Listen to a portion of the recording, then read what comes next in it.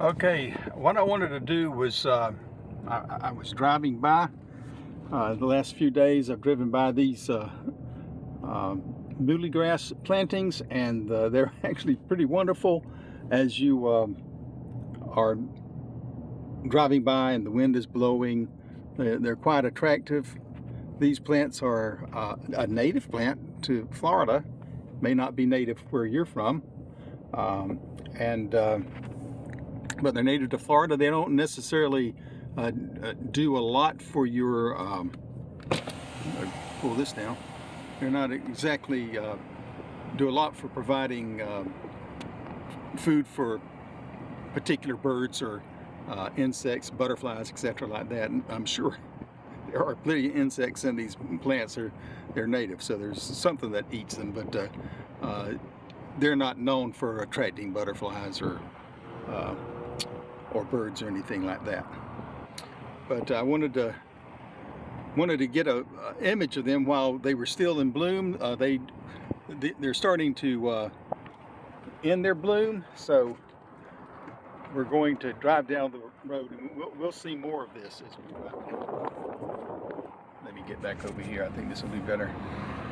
So we got more muhly grass in the center islands of these with sable palms or cabbage palms, what they're called locally.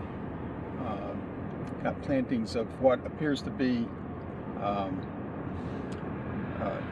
this is Japan holly right here, and this is white fountain grass, I believe. It's past its bloom, and then we're back to the Japan hollies. And then I think we have a type of I believe that's a type of Chinese holly, I'm not quite sure, with some juniper, some Parson juniper ground cover. There's some yew, some Japanese yew, which I spoke about in a recent, said a good bit about in a recent video, and talked about how people use it as a hedge, etc. That's behind the Daniela.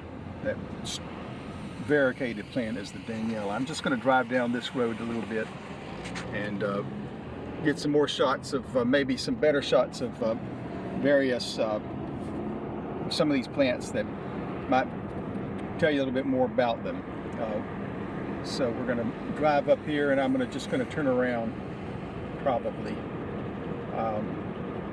But this is here's some white fountain grass with Parson juniper at the base, and you can see nice contrast in the colors. And then there's large beds of both fountain grass and muhly grass, and that's pretty attractive.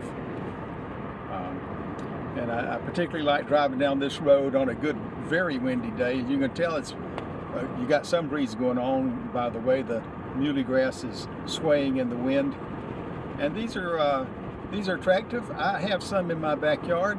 Mine has already sort of, its bloom is fading out, so mine is got white on the top of it, in contrast to these particular plants out here.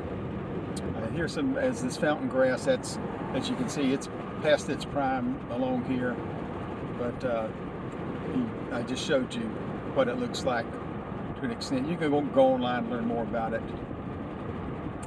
but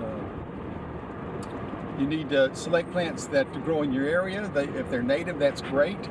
If they're not native, you need to make sure that they're plants that aren't invasive. The white fountain grass, there's some question about whether it might be invasive. There are other varieties of the fountain grass on up the other species of the fountain grass on up the Atlantic coastline that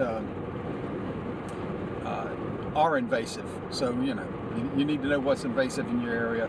It's likely if you go to some small out of the way kind of nursery, they may be growing something that they think is interesting.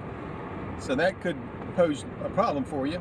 But if you go to somewhere like a major nursery, they're probably not going to sell you stuff that's on the invasive list.